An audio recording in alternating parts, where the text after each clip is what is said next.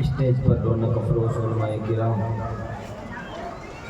سامنے بیٹھے نوجوانان اسلام، عمر رسیدہ بزرگان کرام، پردہ نشین خواتین ذوی الاحترام، السلام علیکم ورحمۃ اللہ تعالی وبرکاتہ۔ وعلیکم السلام ورحمۃ اللہ وبرکاتہ۔ نحمده ونصلي ونسلم على رسوله الكريم،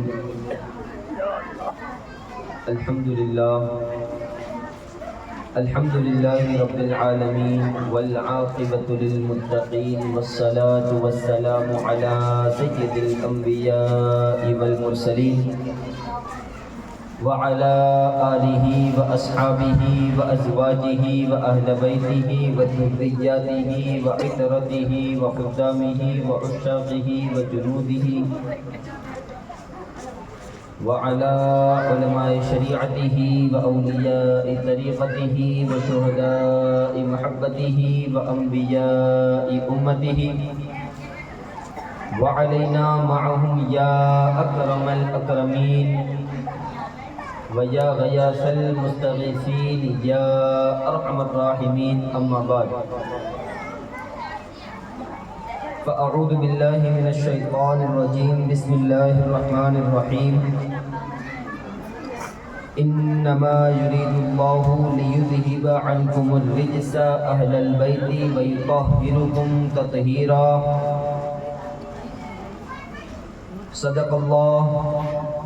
صدق الله المولانا العظيم، وبلغنا رسوله النبي الأمين المتين المبين الكريم الرؤوف الرحيم، ونحن على ذلك لمن الشاهدين والشاكرين والذاكرين والحامدين، والحمد لله رب العالمين۔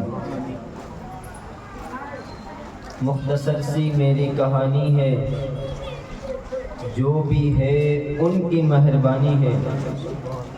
مختصر سی میری کہانی ہے، جو بھی ہے ان کی مہربانی ہے، اور جتنی سانسوں نے ان کا نام لیا بس وہی میری زندگانی ہے۔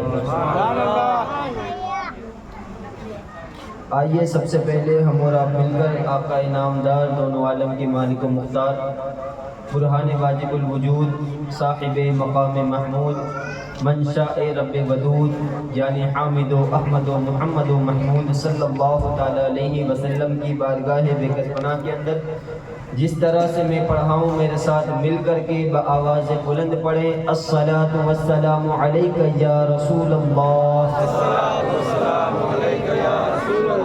الصلاۃ والسلام علیک یا حبیب اللہ، الصلاۃ والسلام علیک یا نبی اللہ، صلی اللہ تعالی علیہ وسلم۔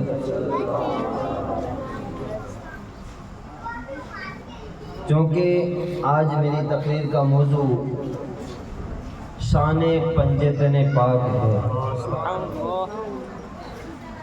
اور جب بھی پنجتن پاک کا ہم نام سنتے ہیں تو ہمارے ایمان کی قوت سب سے پہلے جس نام کو ہم اپنے دماغ کے اندر لاتے ہیں وہ حضرت علی رضی اللہ تعالیٰ عنہ کا نام ہے۔ انہی کی مناسبت سے چند اشعار آپ کی خدمت میں حاضر ہیں، اگر اجازت ہو تو میں پڑھوں۔ کون ہے مولا کائنات؟ کون؟ جس کا نام صرف علی ہے وہ مولا کائنات؟ دیکھیں، اشعار کی صورت میں بیان کرنے کی کوشش کی ہے کہ مولا کائنات کون ہے۔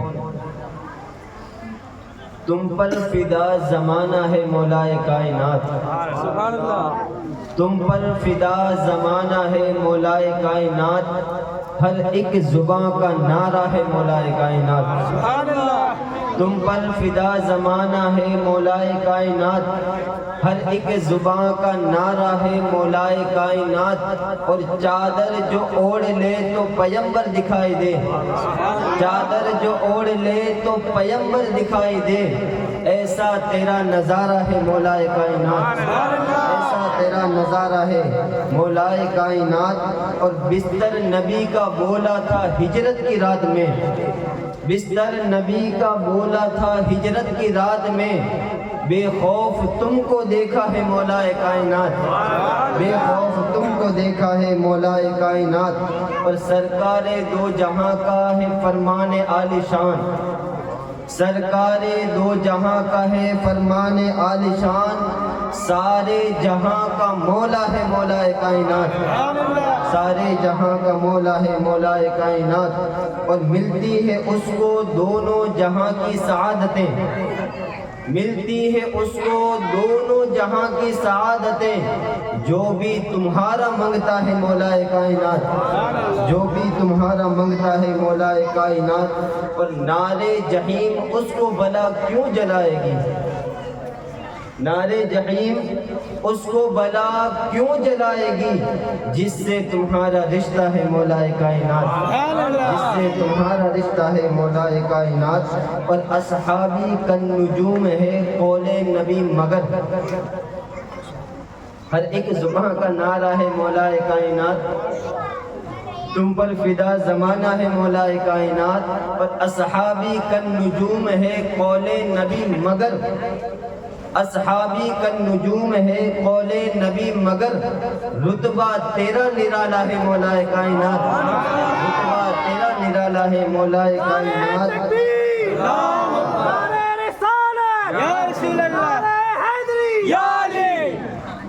تم پر فدا زمانہ ہے مولائے کائنات، ہر ایک زباں کا نعرہ ہے مولائے کائنات۔ اور تیری رگوں میں قطبی علی کا ہی خون ہے، تیری رگوں میں قطبی علی کا ہی خون ہے، یعنی کہ تیرا بابا ہے مولائے کائنات، یعنی کہ تیرا بابا ہے مولائے کائنات۔ آئیے سب سے پہلے نبی، آل نبی اور اصحاب نبی پر درود پاک پڑھیں۔ اللہم صلی علی سیدنا و مولانا محمد کما تحب و ترضی بأن تصلی علیہ صلاۃ و سلاما علیک یا رسول اللہ صلی اللہ تعالی علیہ وسلم۔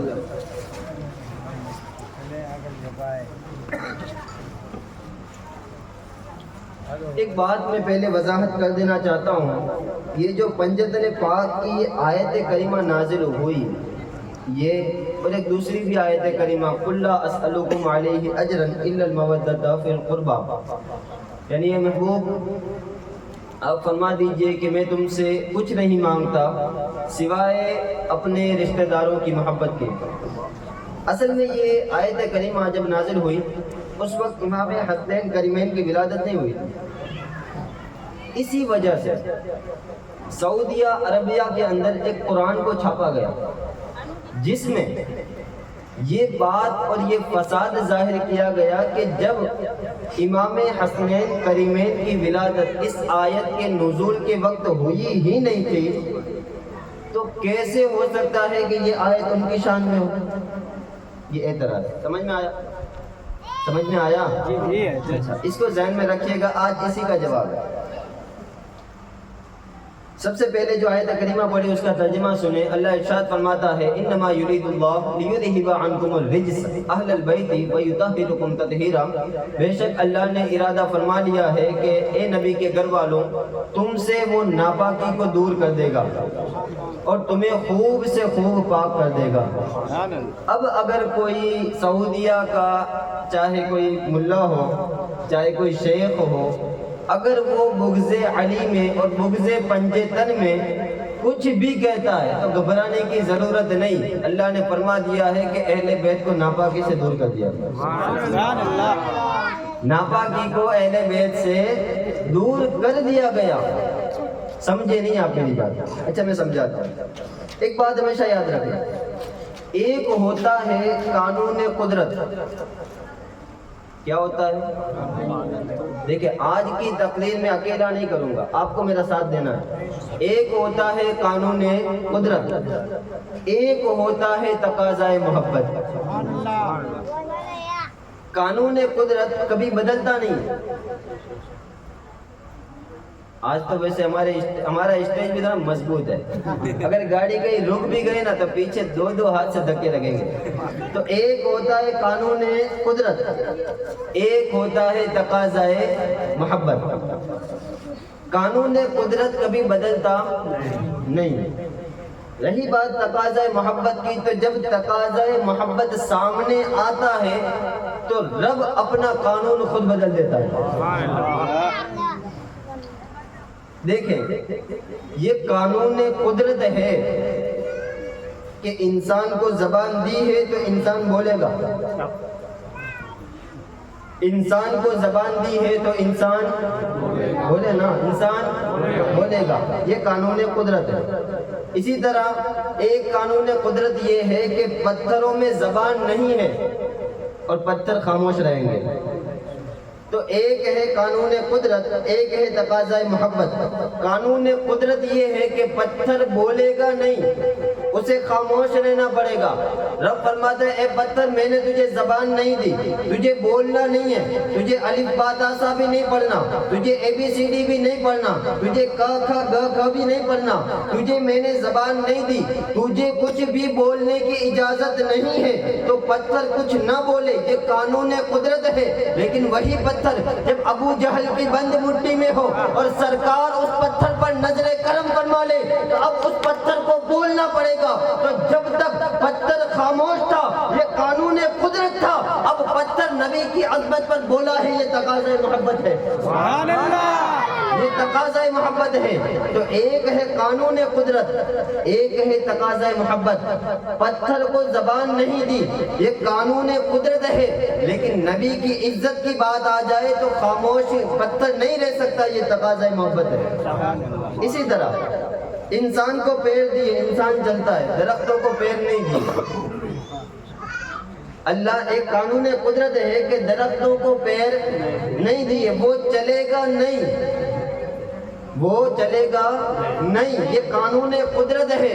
لیکن اگر نبی بلا لے تو درخت کو چلنا پڑے گا، یہ تقاضۂ محبت ہے۔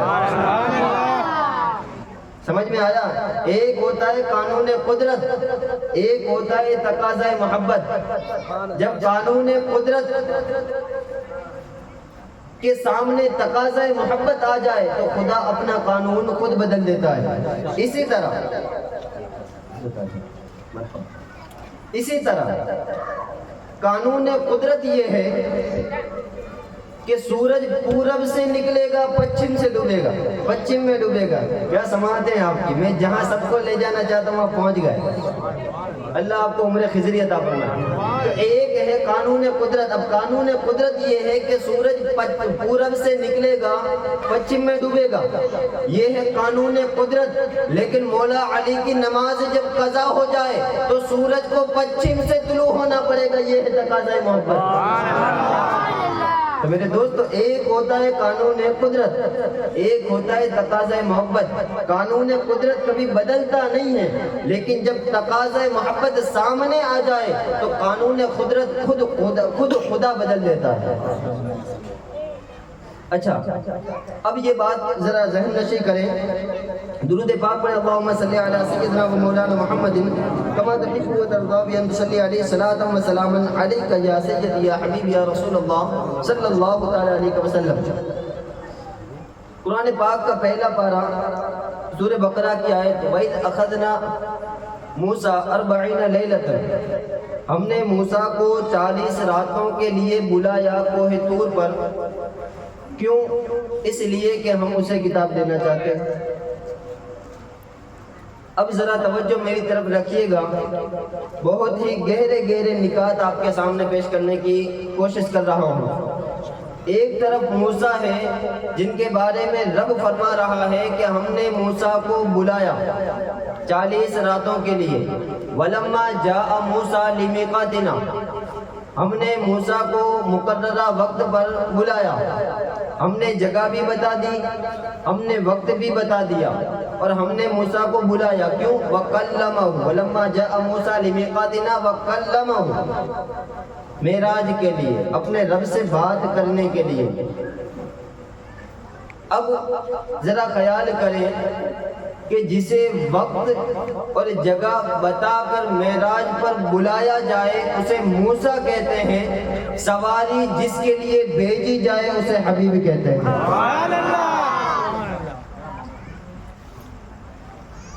معراج میں جو رب کی بات تک جائے اسے موسیٰ کہتے ہیں۔ معراج میں جو رب کی بات تک جائے اسے موسیٰ کہتے ہیں، اور جو معراج میں رب کی ذات تک جائے اسے محمد الرسول اللہ کہتے ہیں۔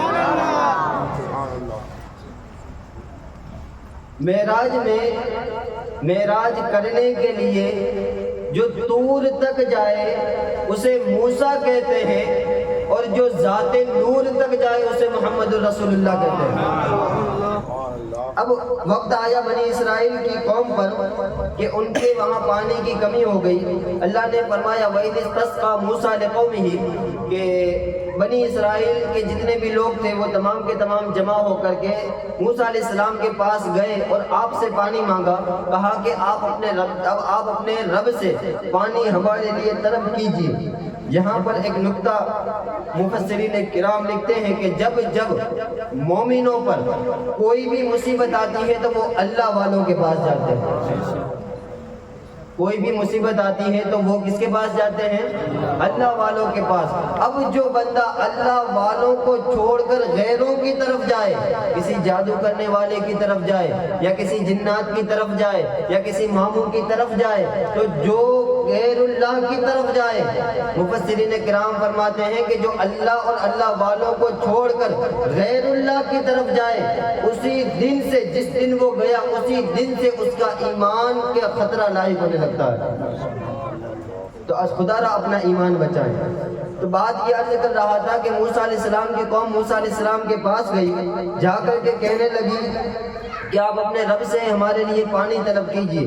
حضرت موسیٰ علیہ السلام نے پانی طلب کیا، اور پھر حکم ہوا کہ آپ 40 راتوں تک ہمارے پاس کوہ طور پر آئے، ہم آپ کو ایک کتاب دیں گے۔ حضرت موسیٰ علیہ السلام 40 دنوں کے لیے اور 40 راتوں کے لیے کوہ طور پر گئے۔ جیسے ہی موسیٰ علیہ السلام گئے، پیچھے سے آپ کی قوم نے ایک بچڑا بنایا، ایک گائے بنائی، اس کی پوجا کرنے لگی، اور وہ قوم اس وقت سے مشرک ہو گئی۔ ٹھیک ہے، اب اس قوم نے شرک کو اپنا لیا۔ اب اللہ کا قانون ہے، قانون قدرت یہ ہے، ان اللہ لا یغفر ان یشرک بہ ویغفر ما دون ذلک لمن یشاء۔ کفر کے نیچے جتنے گناہ ہیں وہ سب کے سب معاف ہو جائیں گے، لیکن شرک معاف نہیں ہوگا۔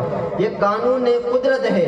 لیکن اس کے بعد والی آیت میں اللہ خود ارشاد فرماتا ہے ثم عفونا عنکم من بعد ذلک۔ موسیٰ علیہ السلام کی قوم نے شرک کیا، اللہ کو چھوڑ کر بچڑے کی پوجا شروع کر دی، لیکن موسیٰ علیہ السلام کے ہاتھ دعا کے لیے اٹھ گئے، میرے مولا میری قوم سے شرک لاحق ہو گیا، میرے مولا میری قوم سے شرک صادر ہو گیا، تو میری اس قوم کو معاف فرما۔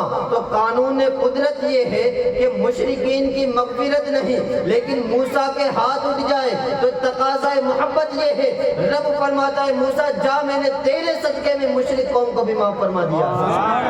یہاں سے عقیدہ ملتا ہے۔ ذرا خیال کرو برمگام والوں اور بالخصوص قاسم پورہ والوں، ذرا خیال کرو کہ جب مشرک قوم کے لیے موسیٰ علیہ السلام کے ہاتھ اٹھ جائیں تو اللہ تبارک و تعالی مشرک قوم کی شفاعت فرما سکتا ہے، تو ہم گنہگاروں کے لیے جب قیامت کے دن مصطفیٰ کے ہاتھ اٹھ جائیں گے تو کیا خدا ہماری شفاعت نہیں فرمائے گا؟ تو میرے دوستوں اور بزرگوں، قانون قدرت الگ ہے، تقاضا محبت الگ چیز ہے۔ اسی طرح آپ دیکھیں، جیسے ہی معافی نامہ آیا نا تو ایک شرط آئی۔ اللہ تبارک و تعالیٰ نے حضرت موسیٰ علیہ السلام سے عرض کی، اللہ تعالیٰ نے حضرت موسیٰ سے فرمایا اے موسیٰ میں تیری قوم کو معاف تو کر دوں گا، لیکن ایک شرط ہے۔ کیا شرط ہے؟ کہا شرط یہ ہے کہ ایک شہر ہے، اس کا دروازہ، وہاں پر اپنی قوم کو لے جاؤ. جب اس قوم کے اندر تمہاری مشرک قوم داخل ہوگی سجدہ کرتے ہوئے تو میں ان کے گناہوں کو معاف کر دوں گا. اب جب وہ لوگ وہاں پر گئے، ان لوگوں نے بجائے سجدہ کرنے کے رب کی نافرمانی کی. خیر، اس آیت کی جتنی تفسیر کی جائے کم ہے. میں اس طرف آپ کو لانا چاہتا تھا کہ جب یہ آیت کریمہ نازل ہوئی کہ اے موسیٰ ہم تمہاری مشرک قوم کی بھی شفاعت کریں گے، تمہاری مشرک قوم کی بھی بخشش کر دیں گے، لیکن کب؟ جب وہ اس دروازے سے، اس شہر کے دروازے سے سجدہ کرتے ہوئے داخل ہو تب. جب یہ آیت کریمہ نازل ہوئی تو تمام صحابہ کرام جن کے پاس یہ آیت کریمہ پہنچ چکی تھی وہ قرآنی نسخہ لے کر کے آئے اور کہا یا رسول اللہ صلی اللہ تعالیٰ علیہ وسلم، بنی اسرائیل کی مشرک قوم کے لیے اللہ تبارک و تعالیٰ نے ایک دروازہ بنایا تھا کہ جب وہ گناہ کر بیٹھے اور اس دروازے سے سجدہ کرتے ہوئے داخل ہو جائیں اللہ ان کے گناہوں کو معاف فرما دے گا. یا رسول اللہ صلی اللہ تعالیٰ علیہ وسلم، یہ دروازہ تو بنی اسرائیل کے لیے تھا، ان گنہگاروں کے لیے تھا. یا رسول اللہ آپ کی امت کے لیے بھی کوئی دروازہ ہے؟ آپ کی امت کے لیے بھی کوئی دروازہ ہے؟ اللہ کے رسول نے مولا علی کی طرف دیکھ کر ارشاد فرمایا اے میرے صحابہ، ہاں میری امت کے لیے بھی ایک دروازہ ہے. کہا کون سا دروازہ؟ کہا یہ جو علی ہے، علی میری امت کا وہ دروازہ ہے کہ اگر پوری امت اگر گناہ کر بیٹھے، چاہے جتنا بڑا گناہ ہو، اگر میرے علی کے دروازے پر آ جائے گی تو میرے علی کے صدقے میں اللہ میری امت کو معاف فرما دے گا.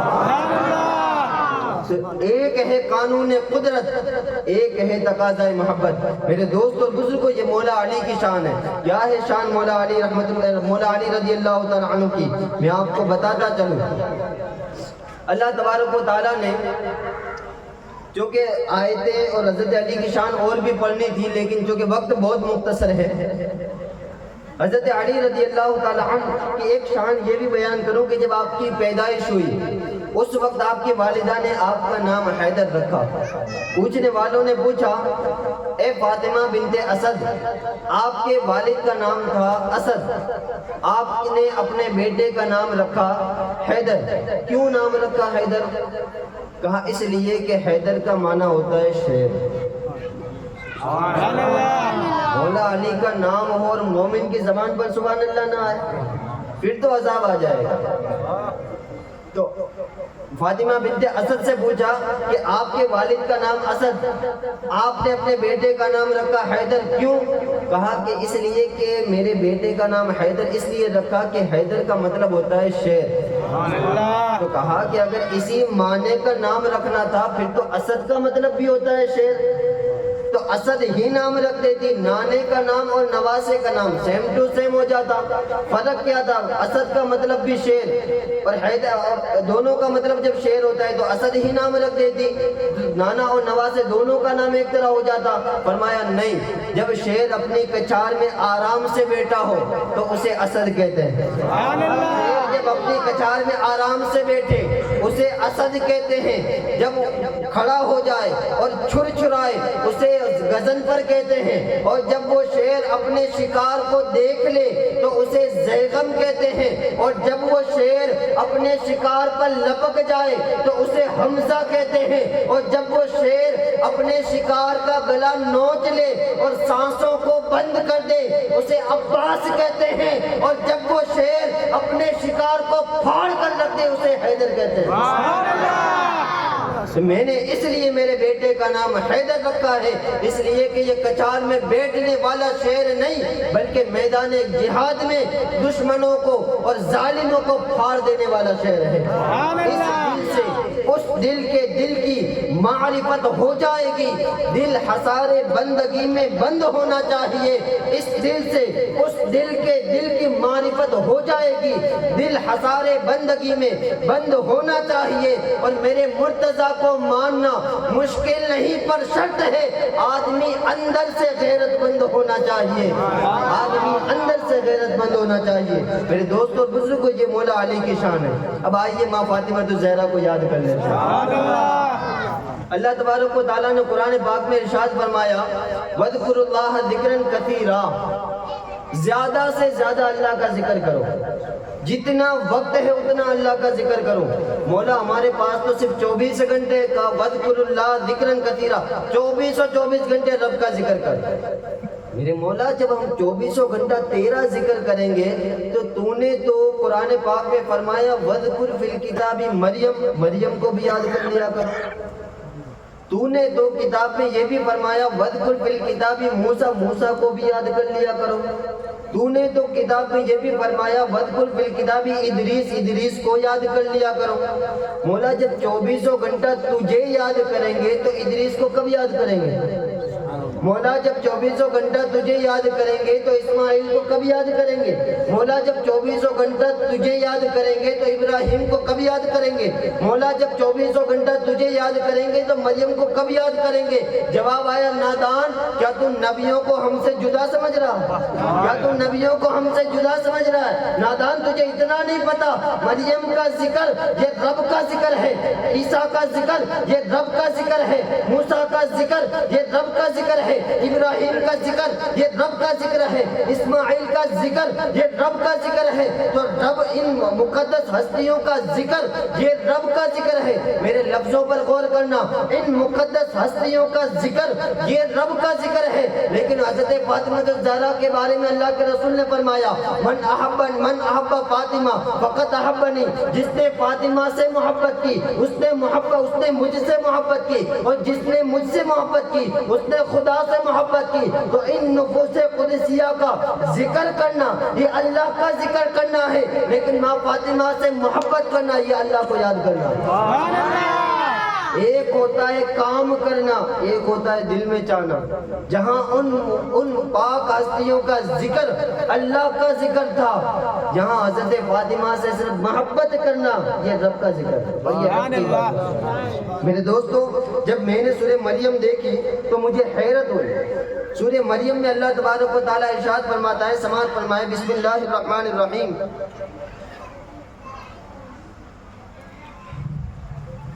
وَإِذْ فَأَرْسَلْنَا إِلَيْهَا رُوحَنَا فَتَمَثَّلَ لَهَا بَشَرًا سَوِيًّا۔ اصل میں آیت پڑھنے میں اتنی توجہ اس لیے کر رہا ہوں کہ پیچھے دو حافظ صاحب بیٹھے ہوئے ہیں، کہیں دھکا نہ مار دیں۔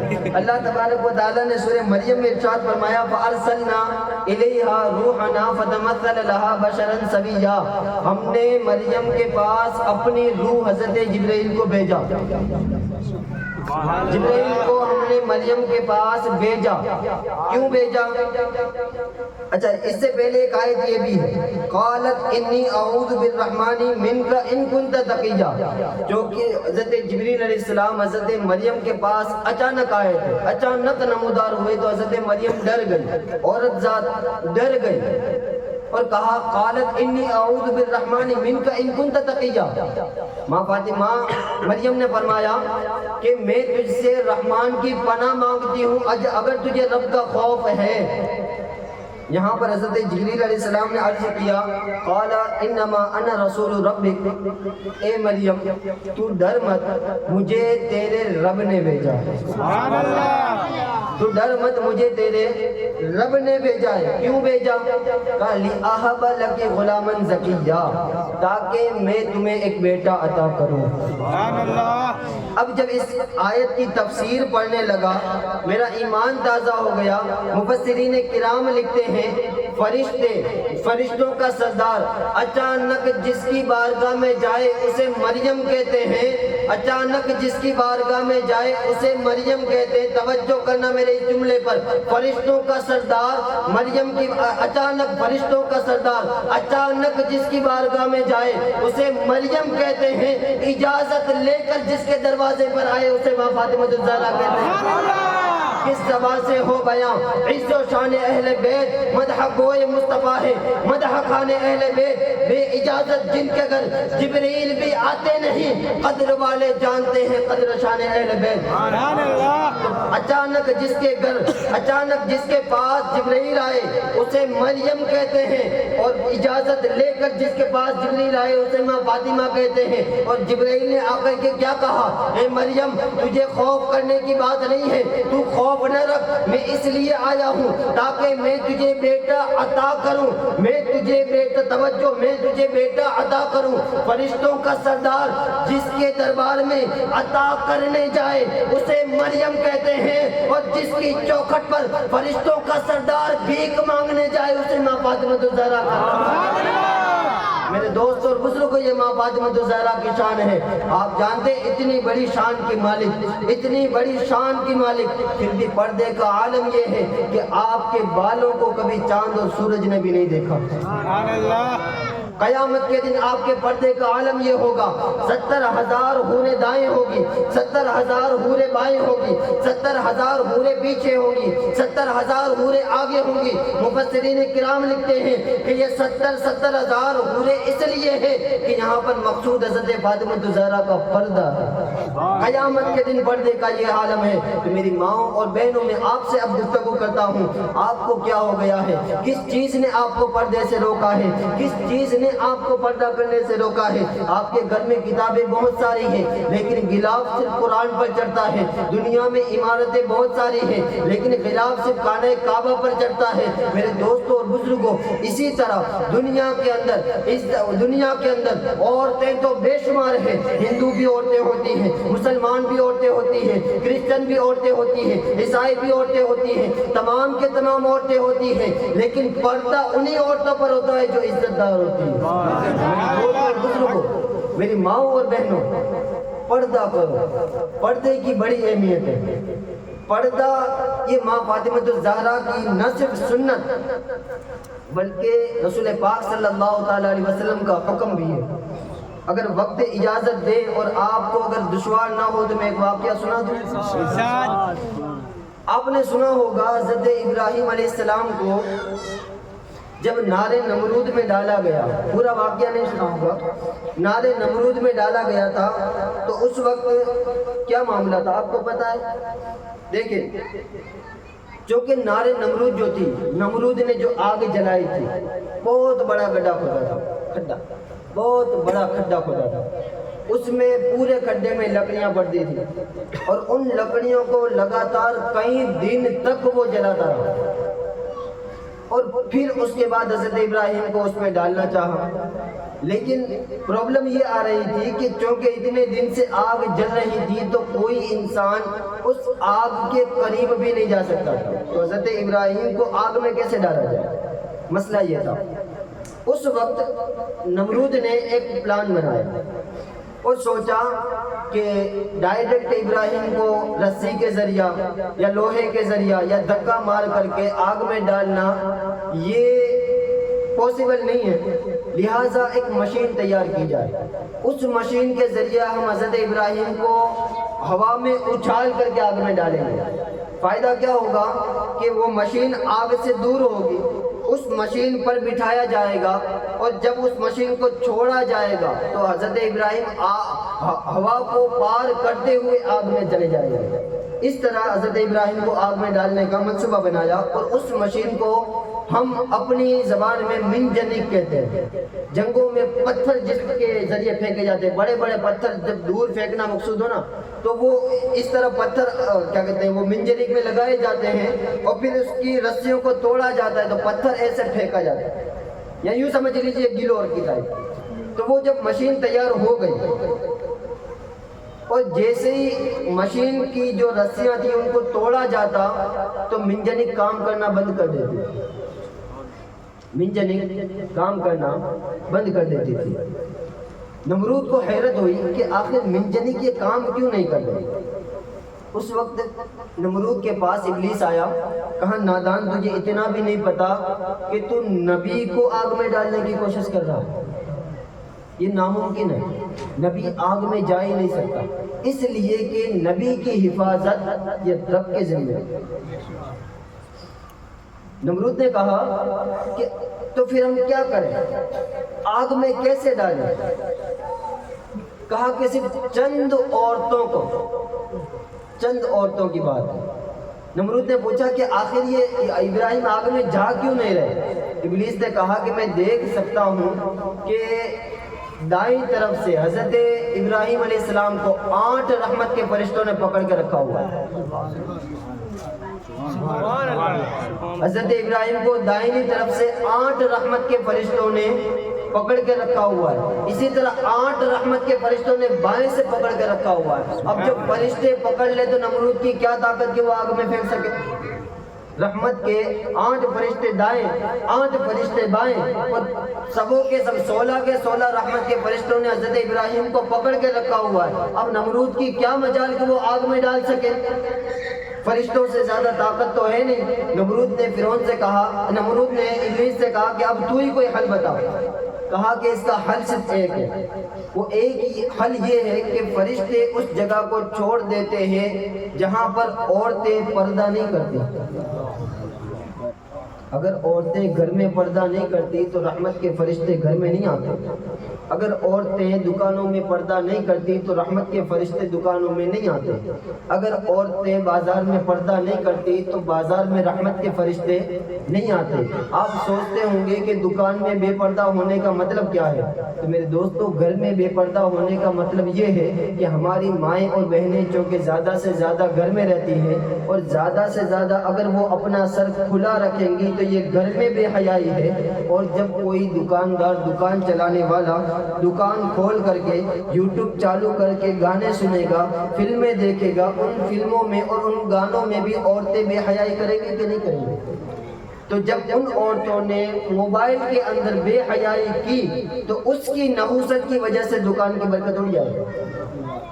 تو بہرحال ابلیس نے کہا کہ چند عورتیں لاؤ، ایسی عورتیں جنہوں نے صرف سر پر دوپٹہ نہ اوڑھا ہو، صرف سر پر، اگرچہ گلے سے لے کر جسم کے پیر کے ناخن تک پوری جسم کے اندر، پوری لباس کے اندر ملبوس ہو، لیکن صرف دوپٹہ نہ اوڑھاؤ، ایسی چند عورتوں کو لاؤ۔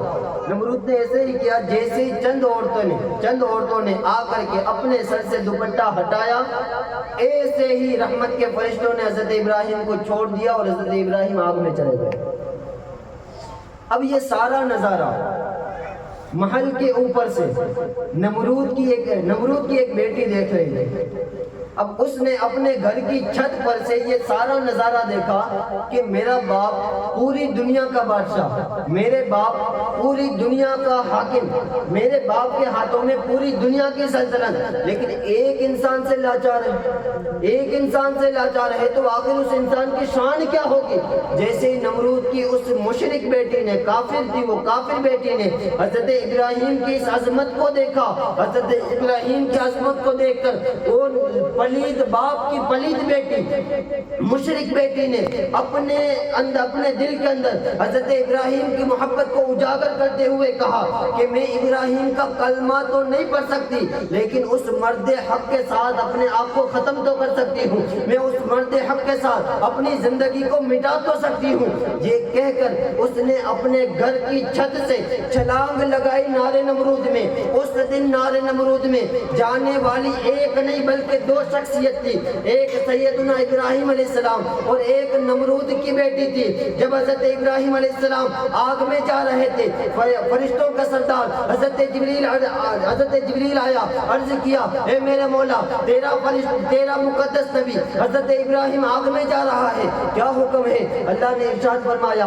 اے میرے فرشتے، اے جبریل جا اور آگ کو حکم کر دے کہ وہ آگ میرے ابراہیم پر ٹھنڈی ہو جائے۔ جیسے یہ بات سنی، حضرت جبریل علیہ السلام نے عرض کیا اے میرے مولا، اے میرے پروردگار، اے میرے خالق، ابراہیم کے ساتھ ساتھ نمرود کی کافر بیٹی بھی آگ میں کود رہی ہے، اس کے لیے کیا حکم ہے؟ کہا سن، اس کے لیے بھی حکم یہی ہے کہ آگ کو کہہ دے کہ نمرود کی بیٹی کو جلانا تو درکنار، اس کے سر کا ایک بال بھی جلنا نہیں چاہیے۔ جبریل نے عرض کیا اے میرے مولا، وہ تو کافر ہے، وہ تو مشرک ہے، اس کو کیوں بچانا چاہتا ہے؟ کہا جبریل سن، اس کے دل میں میرے نبی کی محبت آ گئی ہے، تو جس کے دل میں ابراہیم کی محبت آ جائے اس کو آتش نمرود جلا نہیں سکتی۔ تو میری ماں اور بہنوں، اگر تمہارے سینے کے اندر، اگر تمہارے دل کے اندر اگر ماں فاطمہ الزہرا کی محبت آ جائے، اگر حسنین کریمین کی محبت آ جائے، اگر میرے نبی کی محبت آ جائے، تو مجھے بتاؤ تمہیں جہنم کی آگ کیسے جلائے گی؟ میرے دوستوں اور بزرگوں درود پاک پڑھیں اللہم صلی علی سیدنا و مولانا محمد کما تحب و ترضى بأن تصلی علیہ صلاۃ و سلام علیک یا رسول اللہ صلی اللہ تعالی علیہ وسلم۔ تو میرے دوستوں اور بزرگوں، اگر مشرک باپ کی مشرک بیٹی کے دل میں ایک نبی کی محبت آ جائے اور ابراہیم کی محبت آ جائے تو اس کو آتش نمرود جلا نہیں سکتی۔ تو میری ماؤں اور بہنوں، اگر تمہارے سینے کے اندر محمد عربی صلی اللہ تعالی علیہ وسلم کی محبت آ جائے تو تمہیں دنیا کی آگ، تمہیں دوزخ کی آگ کیسے جلائے گی؟ تو ذرا فکر کرو اپنی آخرت کی، ذرا سوچو اپنی آخرت کا، ذرا خیال کرو اپنی آخرت پر۔ تمہیں کنیز فاطمہ الزہرا یوں ہی نہیں کہا گیا، تمہیں اس لیے کنیز فاطمہ کہا جاتا ہے کہ تمہیں چلنا ہے حضرت فاطمہ کی سیرت پر، تمہیں اٹھنا ہے حضرت فاطمہ کی سیرت پر، تمہیں بیٹھنا ہے حضرت فاطمہ الزہرا کی سیرت پر۔ اسی لیے تو کہا گیا تو ہے خدا کی رحمت، تو ہے کنیز زہرا، تو ہے خدا کی رحمت، تو ہے کنیز زہرا، تو ہے جہاں کی عزت، تو ہے کنیز زہرا۔ پردے میں ہے خدا اور حکم خدا ہے پردہ، پردے میں ہے خدا اور حکم خدا ہے پردہ، پردہ ہے تیری عزت، تو ہے کنیز زہرا، تو ہے کنیز زہرا۔ پہچان اپنی عصمت، پہچان اپنی عظمت، قطبی کی ہے نصیحت، تو ہے کنیز زہرا، نصیحت تو ہے کنیز زہرا۔ تو میرے دوست اور بزرگوں، یہ ماں فاطمہ الزہرا کی شان ہے، اس شان پر میری ماؤں اور بہنوں کو چلنا ہے۔ اب آخری فضیلت مولا حسین کی، مجھے بتائیں دنیا میں اللہ تبارک و تعالیٰ کی دی ہوئی جو شریعت مطہرہ ہے اس میں سب سے افضل عبادت کون سی ہے؟ ہاں اب اللہ کو عمر خضری عطا فرمائے، کون سی ہے افضل العبادات؟ کون سی ہے؟ نماز، یاد رکھیے۔ اچھا، دنیا میں جتنی مسجدیں ہیں سب سے بڑی مسجد کون سی؟ مسجد حرام۔ اس کے بعد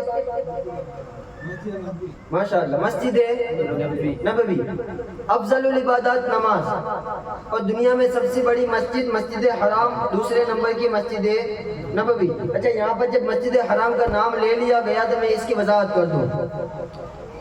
حضرت ابراہیم علیہ السلام نے دعا کی کہ جو خانہ کعبہ میں، یہ میرے مولا خانہ کعبہ میں برکت نازل فرما، خانہ کعبہ میں برکت نازل فرما، یہ اس کی دعا حضرت ابراہیم علیہ السلام کی۔ لیکن جب رسول پاک صلی اللہ تعالیٰ علیہ وسلم کی باری آئی، آپ نے دعا مانگی ہے میرے مولا مکہ میں جتنی عظمت ہے، مکہ میں جتنی شرافت ہے، مکہ میں جتنی برکت ہے، مدینہ میں اس سے ڈبل ہونی چاہیے، مدینہ میں اس سے ڈبل ہونی چاہیے۔ اب مسجد حرام کہاں ہے؟ مکہ میں۔ مسجد نبوی کہاں ہے؟ مدینہ میں۔ مکہ میں نماز، ایک نماز پڑھنے کا ثواب کتنا ہے؟ نہیں، یہ آپ کا خیال ہے۔ کتنا؟ 1 لاکھ۔ مدینہ میں کتنا ہے؟ 50,000۔ اب صوفیہ کرام فرماتے ہیں کہ رسول پاک نے تو دعا مانگی تھی کہ جو مکہ میں ہو برکت اس سے ڈبل مدینہ میں ہونی چاہیے، تو یہاں تو ہم الٹا دیکھ رہے ہیں، مسجد حرام میں 1 لاکھ، مسجد نبوی میں 50,000۔ تو مفسرین کرام یہ نقطہ لکھتے ہیں کہ یہاں کی 50,000 وہاں کے لاکھ پر بھاری ہے، اس لیے کہ یہ دعائے نبوی میں شامل ہے۔ تو سب سے افضل عبادت نماز۔ اب میں نے جو تشریح کی اس تشریح کے مطابق سب سے بڑی مسجد مسجد نبوی۔ اچھا، مسجد نبوی، ہاں مسجد نبوی، میری توجہ خاص رکھیں۔ کیا دعا مانگی تھی حضرت رسول پاک نے کہ جو مکہ میں جتنی برکت ہو اس سے ڈبل مسجد نبوی میں ہونی چاہیے۔ تو مکہ میں 1 لاکھ ہے اور مدینہ میں 50,000 ہے، لیکن یہ 50,000 کا ثواب ان لاکھ سے زیادہ ہے، تو اس اعتبار سے مسجد نبوی ہوئی۔ افضل العبادات نماز ہے، افضل المساجد مسجد نبوی۔ اچھا، تیسری بات کہ رسول پاک صلی اللہ تعالیٰ علیہ وسلم سے لے کر کے، یا یوں سمجھیے آدم علیہ السلام سے لے کر کے جتنی بھی جماعتیں ہوئی قیامت تک، سب سے بہترین جماعت ہے نبیوں کو چھوڑ کر صحابہ کی جماعت۔ سب سے افضل نماز، سب سے افضل عبادت نماز، سب سے افضل مسجد نبوی، سب سے افضل جماعت صحابہ کی جماعت۔ اچھا، مسجد نبوی کے اندر بہت سارے امام ہیں، سب سے پہلے تو رسول پاک نے امامت فرمائی، آپ کے بعد صدیق اکبر نے امامت فرمائی، آپ کے بعد مولا عمر نے امامت فرمائی، آپ کے بعد عثمان غنی، پھر مولا علی نے امامت فرمائی۔ اس طرح قیامت تک یہ سلسلہ اماموں کا جاری و ساری ہے۔ لیکن سب سے افضل امام کون؟ رسول پاک۔ سب سے افضل امام کون؟ رسول پاک۔ رسول کون؟ رسول پاک۔ اچھا بند کر دوں تقریر؟ آخر دعوانا الحمدللہ رب العالمین، نہیں نا؟ اچھا افضل العبادات نماز، افضل المساجد مسجد نبوی، افضل الجماعت جماعت صحابہ، افضل الامام امام الانبیاء۔